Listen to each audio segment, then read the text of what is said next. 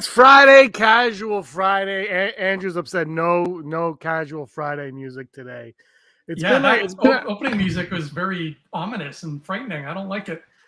That's the StreamYard special right there. So yeah, anyway, no music today because it is what it is. But for those of you, thank you so much for joining us. Let's just start it, Andrew.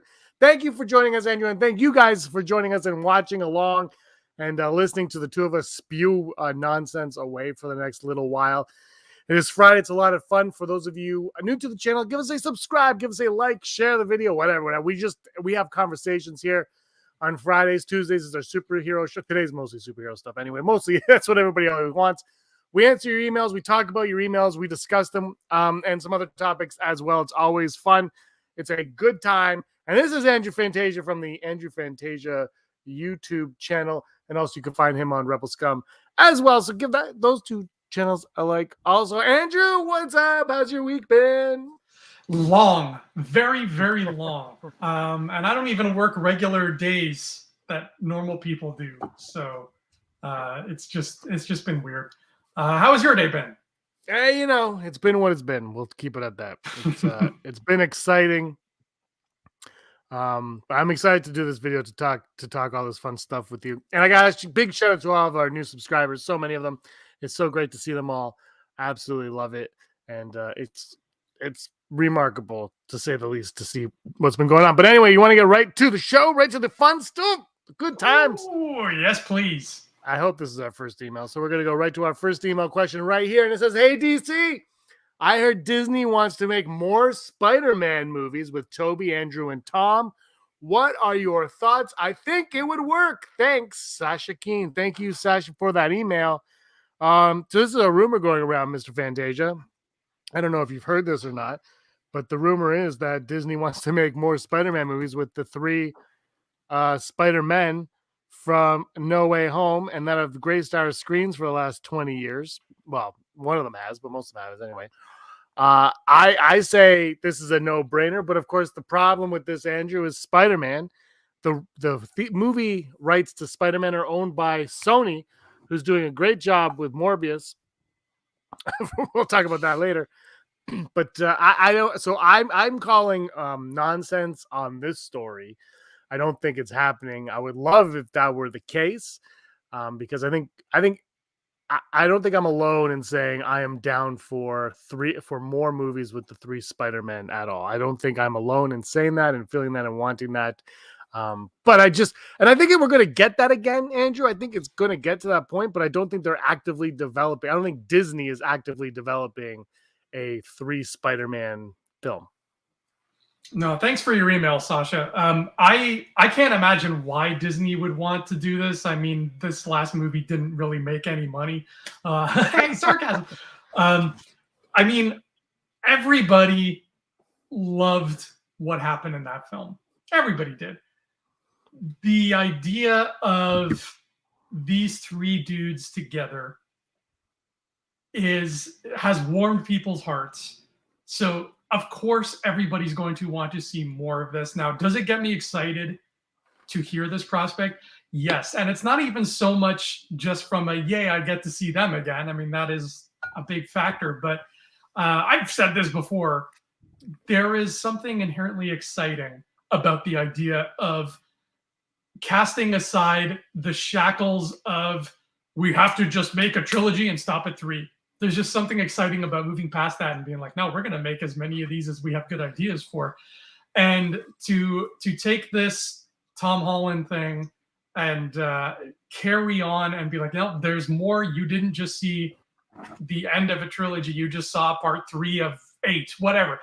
That makes me more excited and more feeling like we're even investing into something that's even bigger and even more important than just here's another Spider-Man trilogy.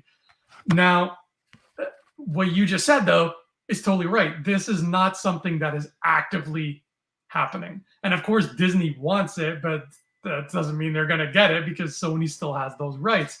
So everybody, I think, wants to know what else can be done with this. But as of right now, I would bet some pretty serious money that nothing, like not even a Spider-Man 4 without Toby and Andrew is in the works right now. I think that it is just, we're in a Spider-Man vacation period where nothing is happening in that regard because we just got off a giant boat. Everybody kind of wants to feel the land beneath their toes for a bit before they get back on and hit the water. So I feel like time needs to happen before we can start talking about seeing anything Spidey related in development. Yeah, I agree. I think, we just got off of that. I think the thing with the MCU, and we're going to talk about Nova in a little bit, is there's this plan, whether I don't know how far along this plan extends, of course, because, it is what it is. But they had a plan, obviously, the Infinity Saga. I don't know when they decided that was the plan. Maybe sometime after the first Avengers movie, around the first Avengers movie, that's when they decided it. I don't think it was decided before that. I think it was somewhere around there when they had that post-credit scene, at least. That's when they got the idea. I also don't think there was a plan of doing an MCU style thing until Iron Man, and that's why they shoved in Samuel L. Jackson at the end. But that's how things work, and that's one of the brilliance of Kevin Feige is he's able to make everything seem seamless. Make it appear that it was a plan all along. So I don't know what the plan is going forward or what they hope to achieve with what's going forward. But I do hope that we see Spider-Man again. And I mean, I'm all for all three of those guys returning. Andrew Garfield said he thinks he's too old, but maybe that's for a solo Spider-Man film. Maybe he's too far along for that. And it would be great to see a Spider. I think everybody would agree. Everyone loves Spider-Man. And I think if you throw same with Batman, right? If we had 17 Batman movies this year with 17 different actors playing Batman or Spider-Man, nobody would care. I mean, there'd be confusion, but it would still be like, well, we're going to go see it. Like, that's what's going to happen because these are the two of the most iconic characters of all time. Superman, no, because they just don't make Superman movies. That's just not what you do. No. So, it's the stupidest thing ever. But that's how I think. I just think we're going to get there. I don't think this story, this rumor that's around right now is based on anything other than somebody said, they're probably doing it. And if someone has a source, the source said, well, of course, it's Spider-Man. And Spider-Man, there might be a Spider-Man in Doctor Strange Part 2, Cruise Control, Multiverse of Madness, whatever. It might be showing up in other things as well. Morbius, apparently, oh God, apparently not. Kraven the Hunter, definitely not. Madam Web, 100% not. But I mean, I think at some point you got to throw a Spider-Man in there, especially if the leaked post-credit scenes for Morbius are true. Then you've got to have Spider-Man in this universe somehow. I don't know. And anyway, that's another thing. But Spider-Man's coming back. I think all three of them will. We did a video. You weren't on it, Andrew, on Super Tuesday like a month ago. It was one of our first ones. It might have been the first one we've done since our 4-year hiatus, where there's a rumor going around that they want the Null to show up and then the Null to be the villains. And that would bring the three Spider-Men together. And I'm kind of like, Wait, is that the Symbiote King thing? Yes, no, the Symbiote King. Yeah. Okay. Yeah.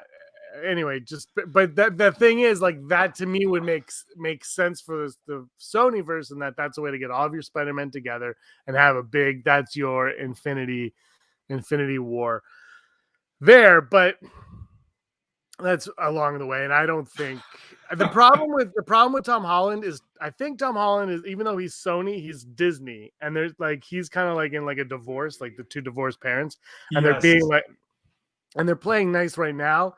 But there's going to be times when, like, I don't think Marvel, I don't think the MC, like Marvel, I don't wants anything to do with Morbius. I think they're just going to be like, that's a thing, it's like you're like one kid and making a clay sculpture and it didn't turn out quite well. And they're like, yeah, no, it's good. I think they're trying to keep their distance from that one. And whereas I think once you put Tom Holland in something, you've got connective tissue. So that's where I am on it. I think, bring them all back, but make, like, the thing with No Way Home is it was an event film. They made an event out of it. It is impressive also that it was like a shoehorned event. Like, nothing led to it. Really. Mm-hmm. I mean, I guess Far From Home, the ending when they reveal his name, but it wasn't like, the Infinity Saga where like everything is coming to this. It was kind of like, no, this movie's just going to be this. Screw it. Everyone's coming back. I'm all in on that. Yeah. I'm like, the event nature of it is like, even though we kind of knew what was going to come in that movie, half of it was a secret. So it wasn't this whole thing where, like, with Thanos, we knew we were building to Thanos. We didn't necessarily know we were building to Toby and Andrew. And I kind of feel and hope that the same thing is going to be said for Doctor Strange too, where it's like, It's going to be an event film, and we are going to walk out of that movie thinking like, oh my God, we just saw this. I can't believe it. I'm pulling what hair I have left out of my scalp. But it's not something that we would have seen coming. It's not like arrows were pointing us in that direction. And I really like the idea of having these two films back to back to kind of give us that 1-2 punch. And I also think that it's something that they should not overdo. It's not a card that Marvel should play every year, savor it.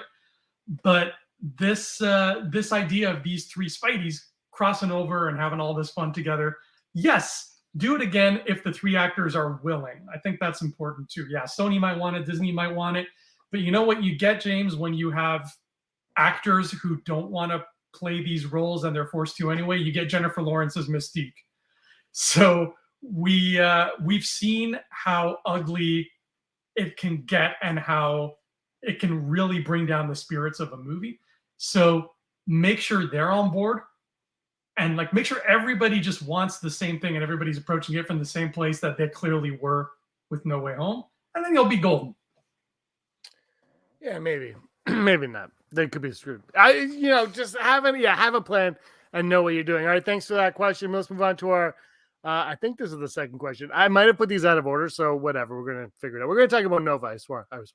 Hello, James. I saw you said you were seeing Morbius opening. Oh, this is Morbius opening day. After seeing these early reviews, do you regret it? And are you still going to see it? Evan Goodbranson. Thank you, Evan. And Thanks, you know Evan. what? I am not. I don't regret it. I am going to. I actually, full disclosure, have not purchased my ticket yet because I don't know. So, but look, this sounds bad, but if you compare the Batman, I didn't buy our Batman tickets until the weekend before. Right? Yeah, we were late to the game on that. Because no one went to go see it here. Even when we went, there wasn't many.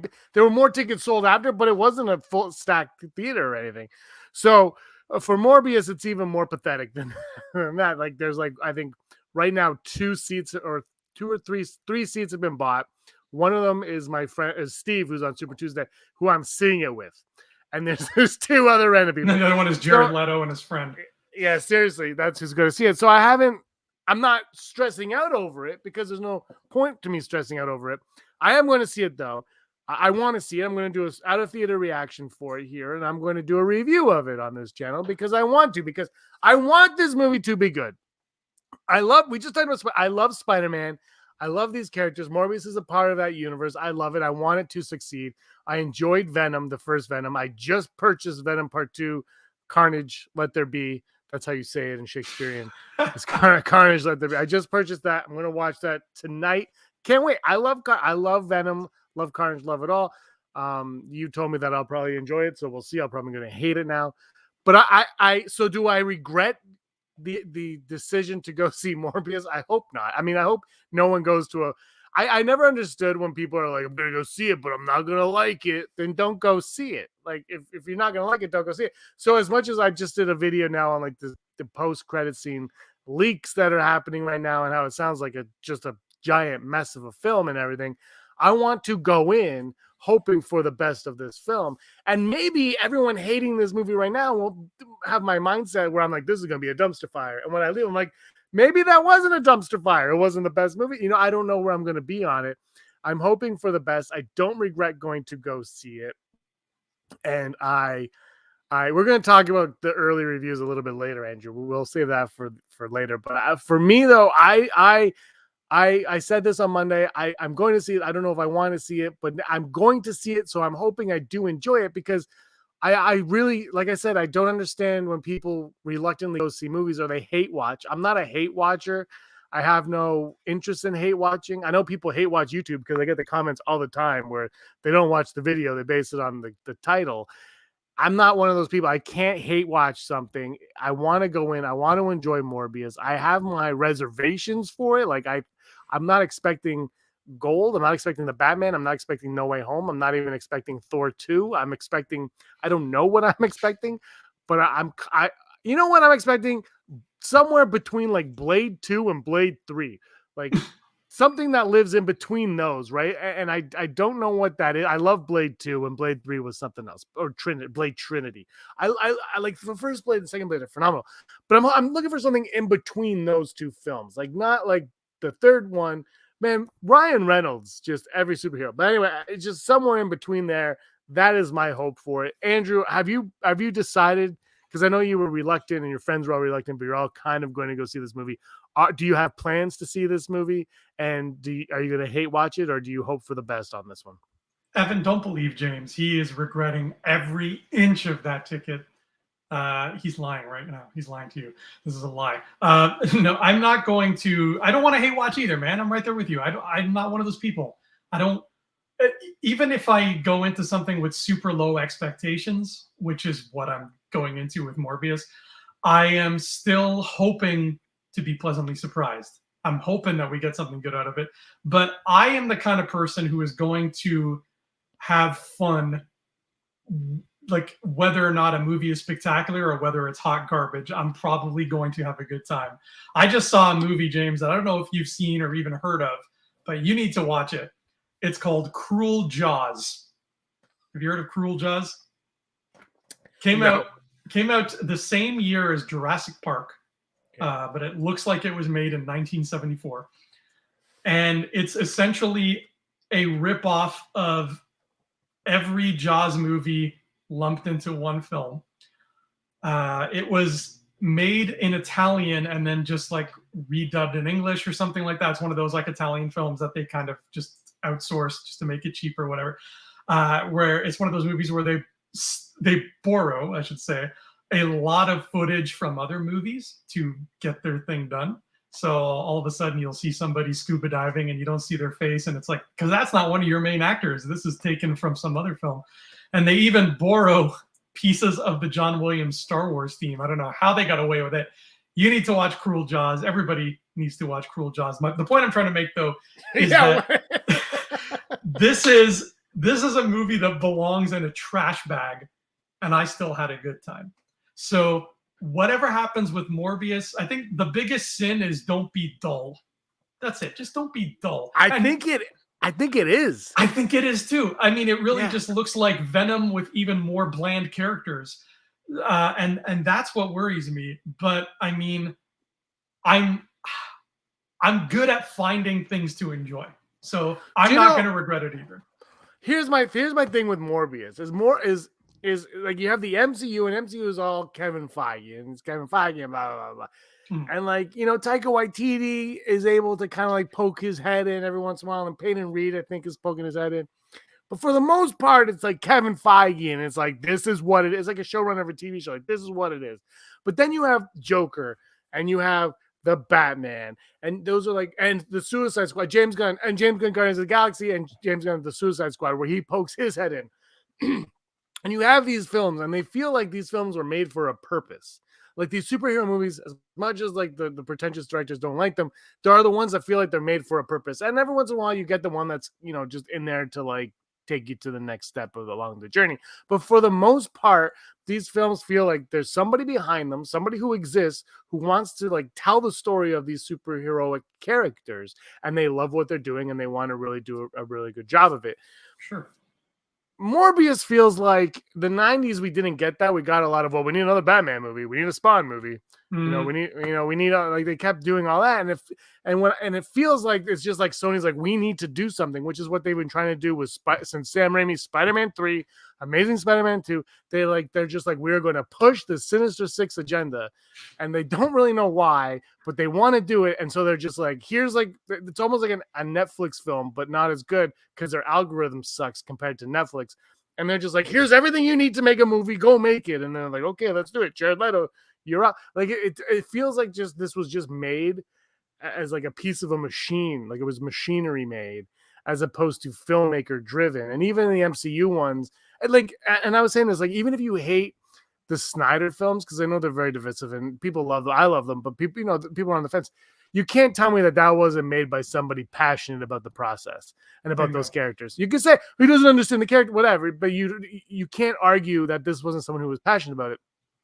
Morbius doesn't. I would prefer Morbius to fail that way, where someone was cared about it and they just missed the mark or something didn't work for me, as opposed to just an algorithm based movie about a vampire that isn't a bad guy because they need him to be the hero because they don't have a Spider-Man because blah, blah, blah, blah, I don't even know. But then all of a sudden, if the leaks are true about the post-credit scenes, they're going to tack him into a Sinister Six because that's all they've got over there.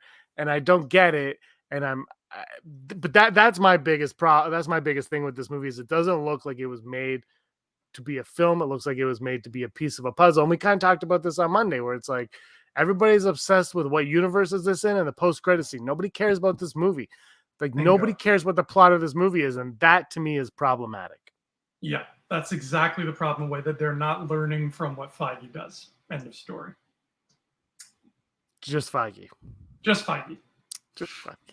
No, I think Warner Brothers said that they're going to do a lot of like filmmaker-driven stuff, and I applaud that because I'm hoping that that's the way it is, and I hope Sony maybe. I mean, the other thing, Andrew, that I want to touch on quickly with Morbius though is apparently the rumor now is the reason why they got rid of all of the connective tissue with whatever Spider-Man it was going to be in that universe, whether it's MCU or not, is because they want it to be a Morbius universe because they want Madam Web to be the one that connects all of their spider universes together. Sony universe is all connected by Madam Web, which is all fine and good if that was your plan 2 years ago when this movie was made. But instead, it's like they're shoehorning things in there, and they've re-edited this movie. I saw someone tweet like, "Can't wait to see there's an original version of this movie out there." Like it seems like they're trying to fit this around their agenda again, and it's like, "Hey, man, like you're putting the cart before the horse." To be fair, I just had this thought that like the fact that we are still chewing over what this thing is supposed to be, I feel like if there's any comic book film in the last decade that deserves like a tell-all book about the behind-the-scenes stuff, I feel like it's this. And if you would have told me that, before, like, man, you're really going to want to know the Morbius backstory. Like that is like, it just, you know what I mean? Like, I feel like we need a book that's just like, what happened here more than anything else. Yeah. They could blame COVID and the delays all they want, but I think this thing should have come out in January. Bottom line, this thing should have been January, should have been come and gone. We should be watching it on Netflix right now. But I'm not even joking. All right, and our third and final email question today. So WB have greenlit the Penguin show, but no word on Catwoman. I think Catwoman will be a greater series, more to explore and a better character. Thoughts, Erica? Thank you, Erica. I disagree. Penguin is the greatest villain of all time. The end. So Matt Reeves did mention kind of that there was going to be a Penguin series a little while ago, Andrew. I don't know if you remember that. I think he mentioned everything was going to be Catwoman was going to be a series on HBO Max. I think he mentioned everything was going to be a series on HBO Max. He's just like throwing like stuff at the wall, see what sticks. For me, Catwoman, look, I have my thoughts on Catwoman. I think the Penguin thing makes a lot of sense. And you and I are going to do a video on some stuff that we're hoping to see in the Penguin show, because I think there's some stuff they could do really cool with that show that live in the Batman, that really, really, really expands the lore of the Batman universe. Whereas Catwoman, I mean, she's gone to Bloodhaven. We all know that and everything, but I'm really hoping that we don't get a series with Catwoman. I mean, it could work and we could see whatever, her being a cat burglar, blah, blah, blah. That's fine. But for me, Andrew, with Catwoman, what I really want is I want her dynamic with Bruce. And I'm going to do another video next week, I think with Brian on the, oh, by the way, your voice, I don't know if I'm allowed to say this, but you're voicing a character in Brian's animated short that he's doing. It's about superheroes. That's and right. he showed me some stuff today from it. Oh man, it looks good. Anyway, yeah, he doesn't want me talking about it, so I can't, but it looks, yeah, he showed me some stuff and it looks solid. Anyway, in a video on that with another character, and I really think that Catwoman needs to remain with Batman. I think Catwoman needs to stay with Batman.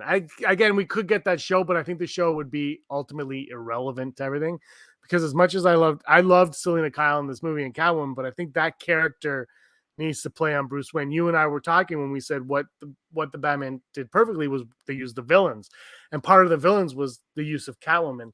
and how and her and Batman and Batman needs to be with Catwoman, and Catwoman needs to be with Batman, and he needs to be there to witness her fall further, deeper fall into darkness, into the villainous role that she's going to be of Catwoman. I know she's always kind of on the fence, but I think for the sake of the Batman character, she needs to. She can't be like, no, I'm good. She's like, always has to be, I'm bad, I'm bad, I'm bad. And this movie, she's kind of like still teetering that line, right? She's walking that fine line, and then ultimately she saves Bruce.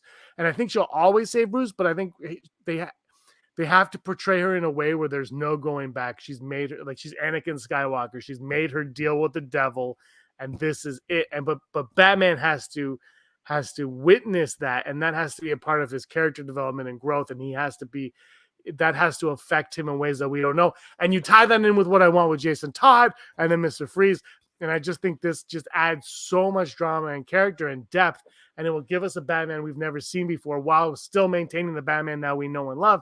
And so that's my thing on Catwoman. I would love it to be a series, but I think she needs to be tied with Bruce Wayne, not with Bruce Wayne actually at all, with Batman. She needs to be tied with Batman, and she needs to go full dark, and he needs to be there, and it needs to crush his soul. Yeah, Erica, I think James is right on the money here. Remember, the beautiful thing about this movie that we just got is that it's lifting Batman as a character and giving him growth through the villains and who they are and what they do.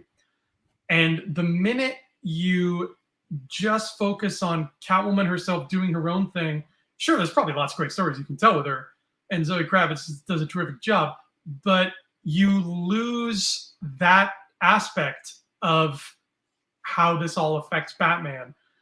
And for me, as I think I've brought up a few times here, this whole idea of like, you get a spinoff, that raises a lot of red flags for me, man. It really does, because it's just like, it begs the question for me, why was this not good enough to put in a feature film? And I mean, if it can't be a length issue here, because clearly Matt Reeves does not have a problem making a long movie. So it comes down to, why is this not good enough to be in your film? And I want to see in the terms of this thing, because we already have the DC EU and whatever it's going to be, and that is its own little thing of connective tissues and crossovers and spinoffs and whatnot. Because we already have that, since this is a different version of the Batman, I would really like to see it just kind of brought back down to a more classic level of all the important crap is happening in these films. And it's going to take some restraint, because there are so many characters and we want to spend as much time with them as possible. But I feel like that's the best focused way to do this. And if it gets too out of hand and there's too many shows running everywhere and everything, I feel like we might run the risk of diluting the experience that was this movie. And maybe that's just me being overly protective of it, because I love this film so much, but I would really just rather see him do 3 or 4 amazing 3-hour movies of this than one movie and then 20 spin-off shows, and then in 10 years we get another. Like, I don't want that. Now, having said that, Catwoman's doing a lot of great stuff in Bloodhaven, and it'd be nice to see Bloodhaven. But again, we don't have to stay in Gotham in this second movie. We can cut back and forth. We can do what, the Two Towers cut back and forth between one part of the Fellowship and the other. There's no reason why we can't do the same thing here. I think the big difference between Catwoman and Penguin is a gangster. He's in the mob. There's a story there. It's a limited series also, so there is a story there that whether he becomes the leader or second, whatever the outcome of this series is, will be his role in the next movie. And that's not something that you need in the next movie, because the movie can start and be like, this is Penguin, he's the leader of the mob, and you're like, okay, I'm in. Like, that's all you need. But this show will just tie it in to fill the gap and kind of and flesh it out just a little bit. And I think there's a lot of fun you can do. Same with the Arkham Asylum show. Is Arkham, we all know what Arkham is. The show can just explore it, and it can have a lot of fun doing that. And I think that's the difference. Whereas Catwoman, you can have fun with Catwoman, but it wouldn't necessarily evolve the the franchise forward, what's going on, and that's what I think it is. I mean, you could, but I think it would take away. Catwoman, someone less is more. Keep her to the films, and she needs to have. I just feel she needs to have a brutal effect on Batman.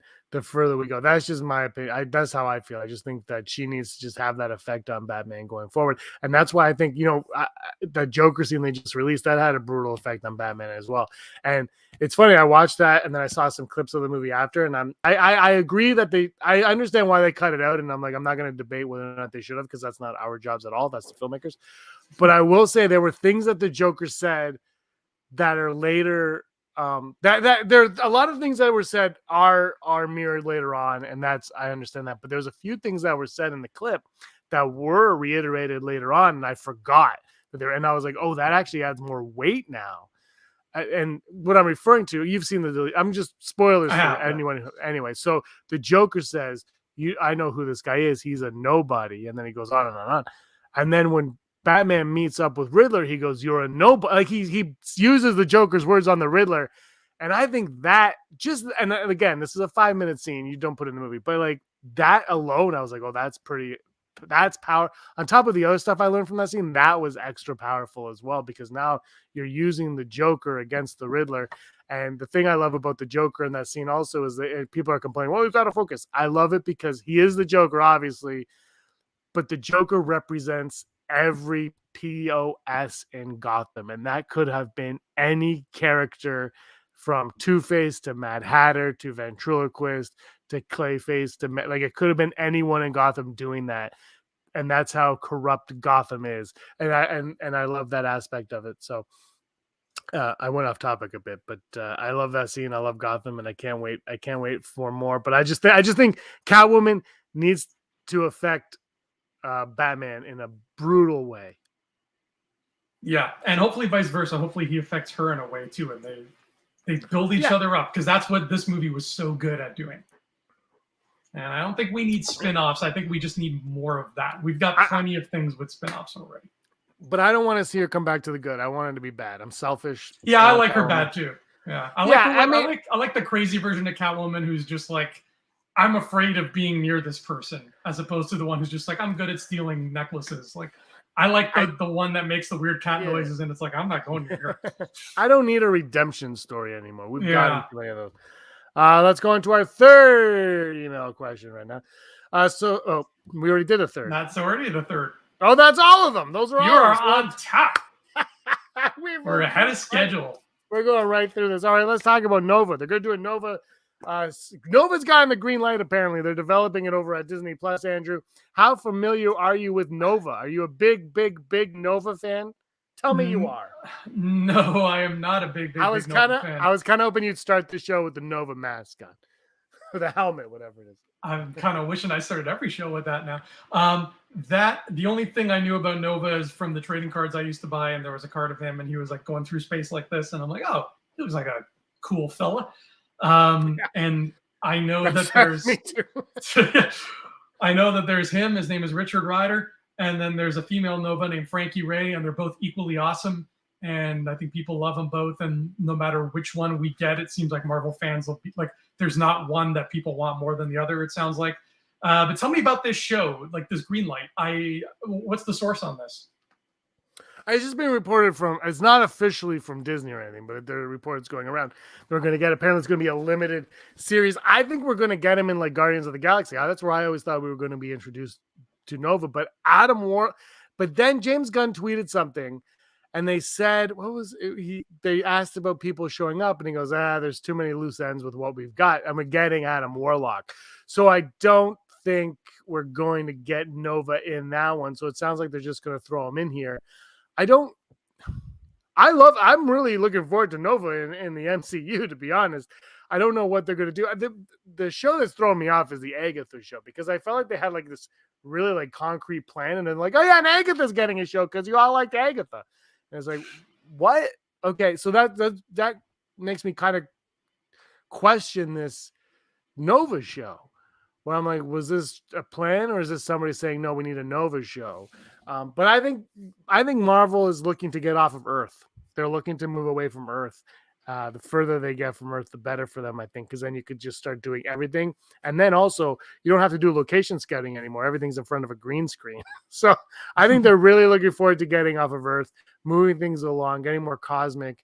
They've opened the door, and now they're just going to barge through it. See, here's the thing about these announcements. Obviously, any MCU announcement gets me excited now because I'm just that kind of guy. But Erica, this goes back to your question.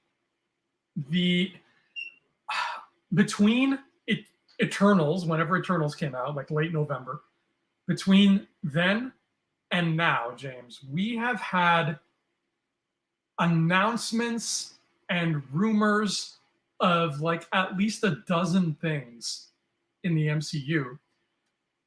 And I feel like we need to just pump the brakes on those because we have like 6 movies and 7 shows that are already locked in and done that we just haven't gotten yet. And it's like, can we just get like half of those before we start getting all these other rumors and add-ons and things like that?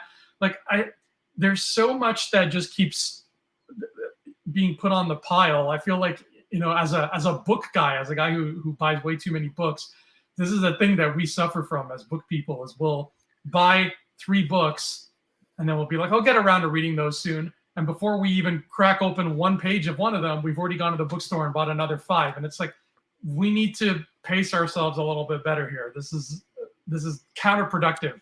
We should just enjoy what's in front of us and then worry about what's next. And there's so much already on our Marvel plate that adding this like Nova and Echo and Agatha, it's like, okay, great.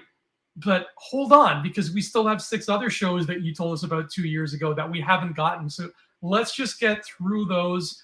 And at the end of this year, when we're closer to finishing that slate that we got in 2019, then we can start talking about what's next.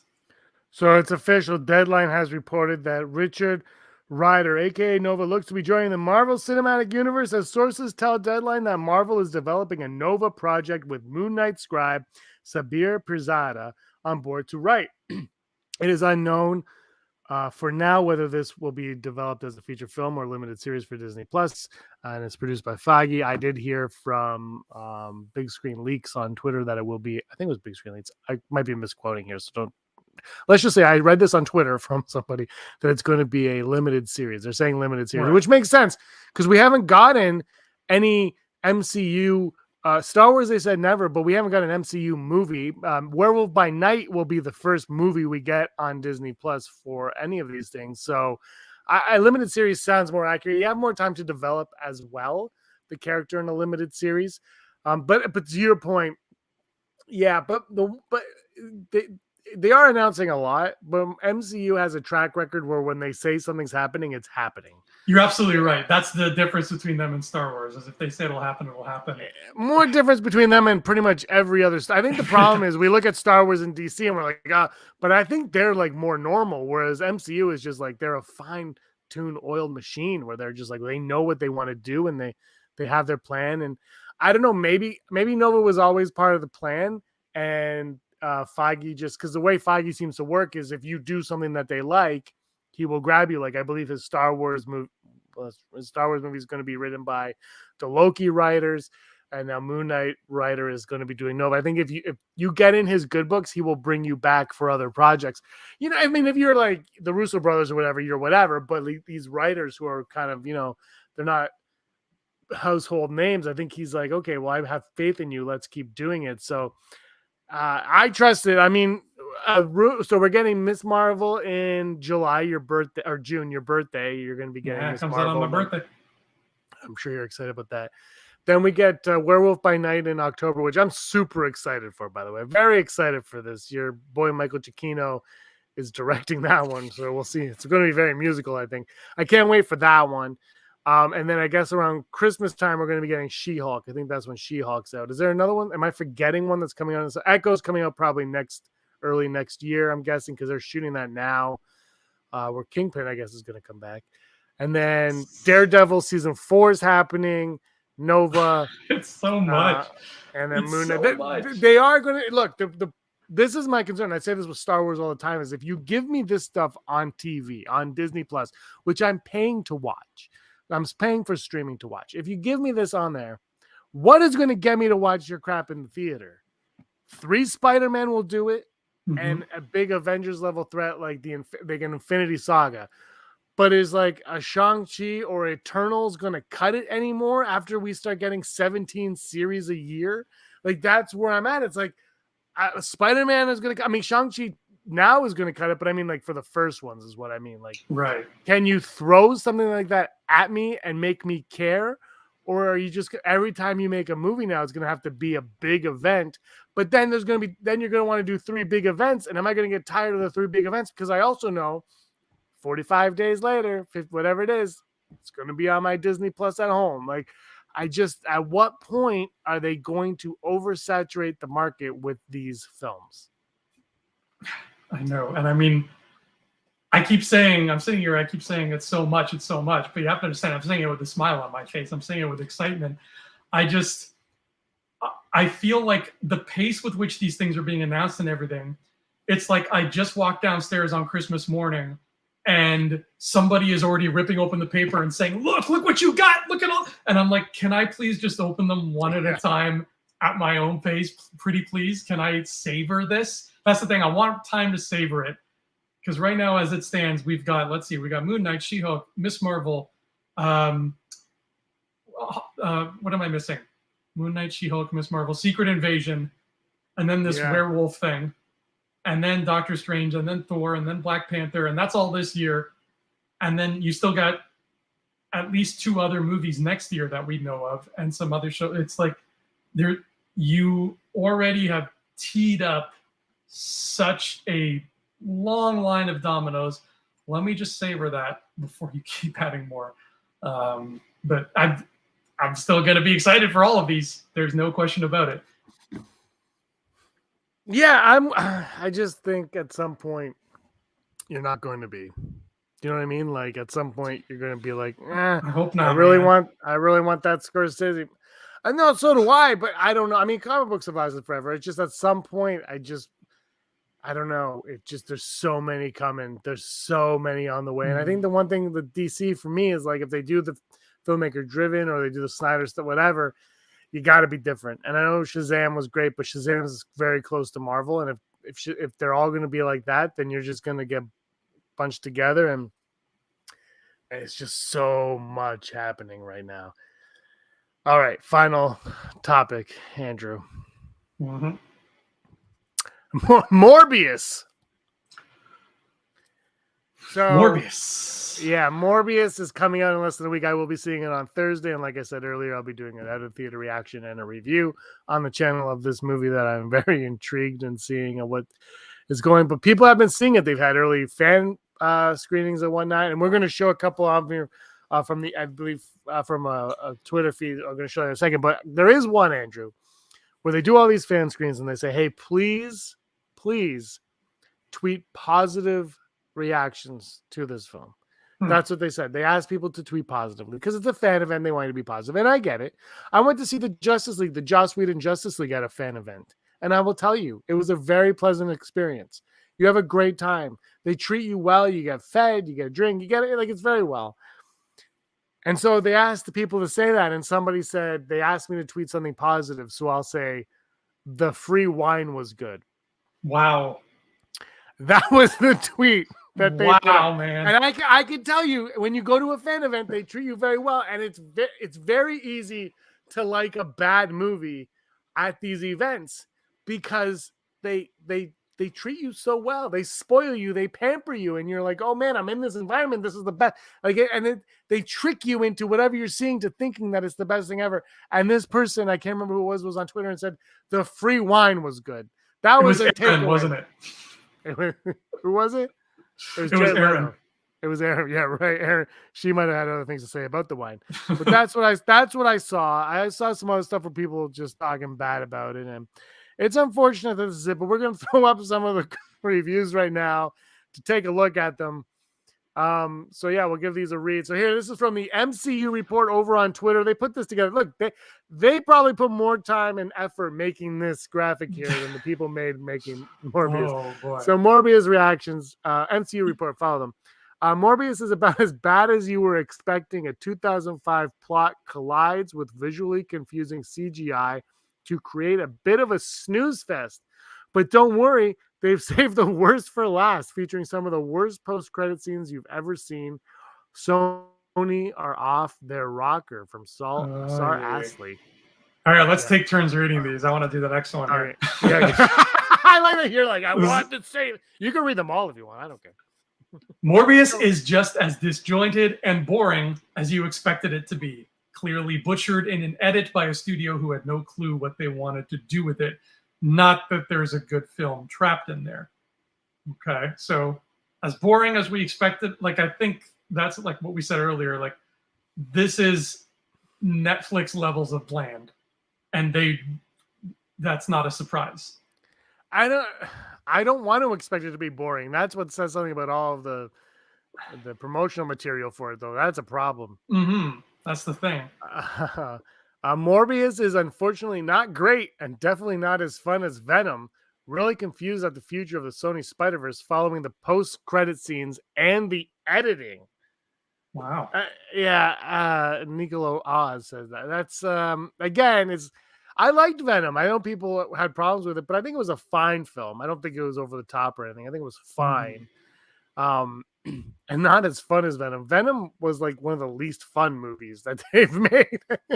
There are fun moments, but it's not as fun as a lot of the other ones. And man, if you're gonna go that dreary, again, this comes back to what I said earlier, where maybe, make this movie because somebody wanted to make this movie, not because a studio said money. Right, and that's the problem.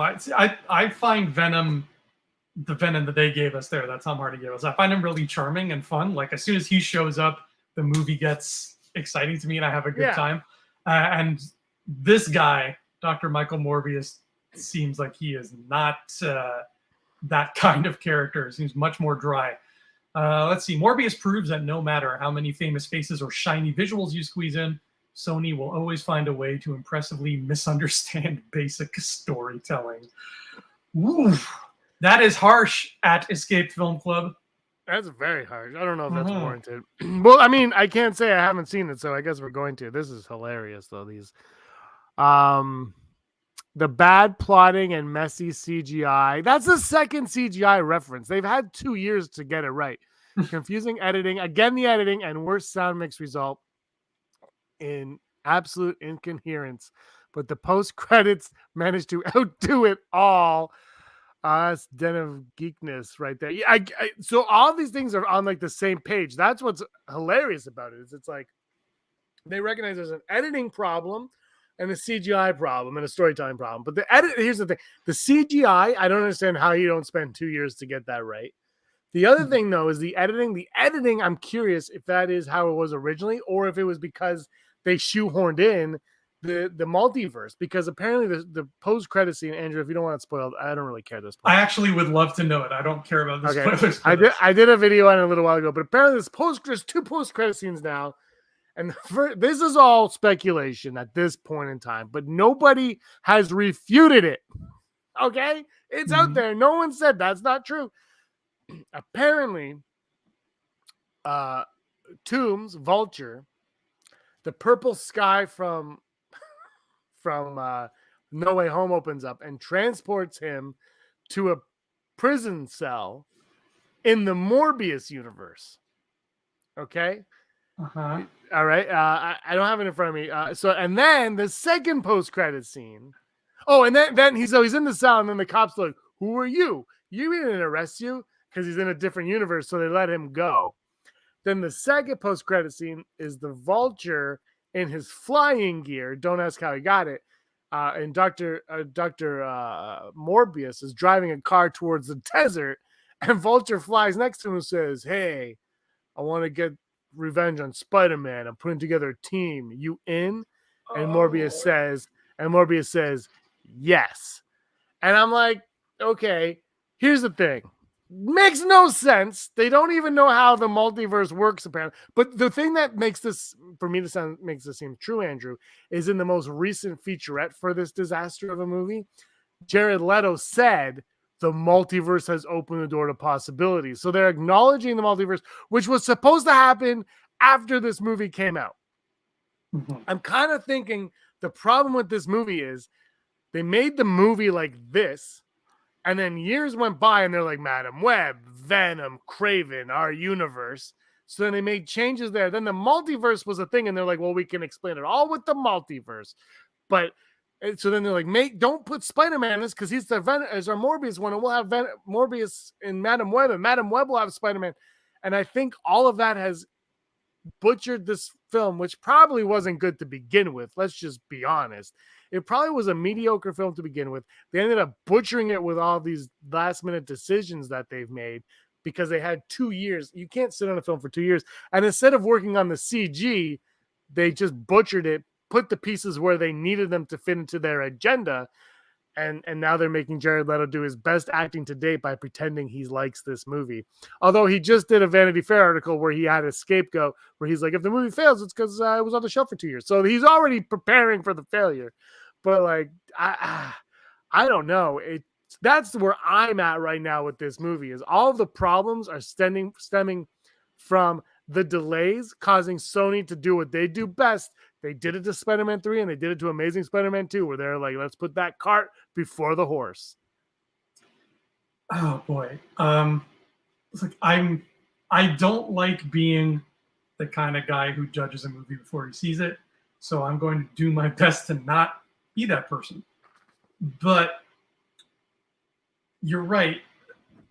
If you take away the multiverse of it all, Morbius is a movie with zero identity and a movie with zero reason to exist.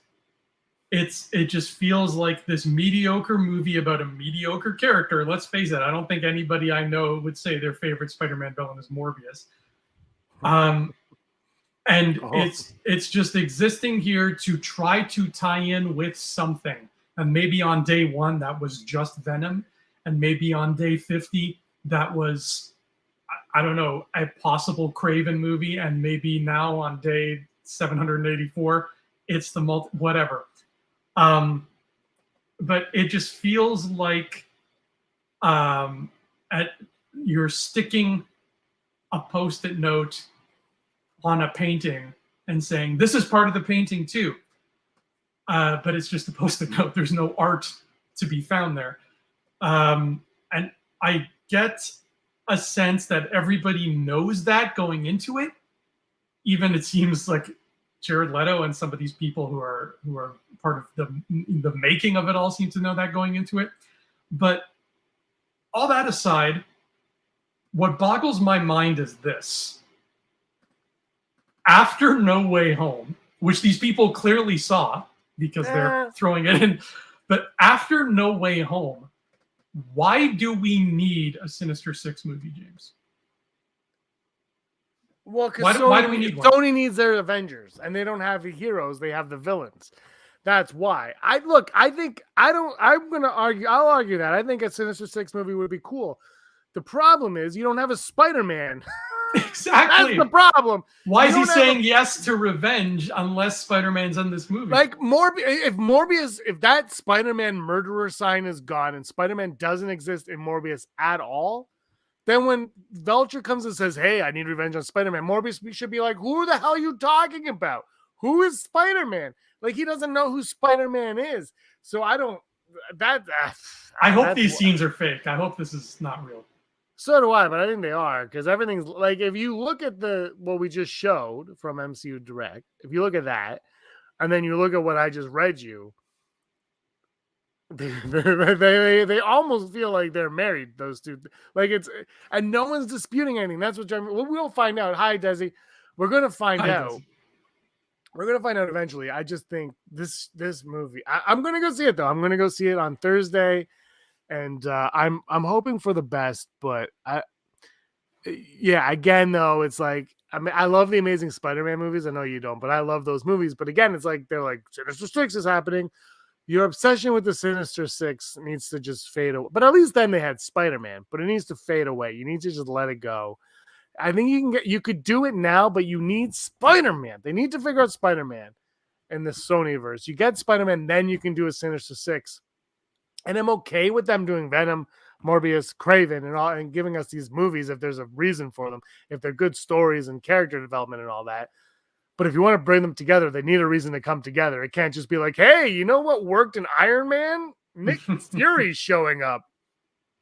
Sure, it worked. But he wasn't like specific. He's like putting together a team so we could take out Thanos.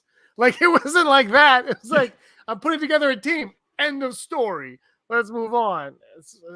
Anyway, that's my look, again, I'm not going to hate watch this. I'm going to go. I'm going to see. I'm going to hope for the best. I'm really hoping I enjoy it. I heard Matt Smith chews up the scenery. It looks like he's having a lot of fun.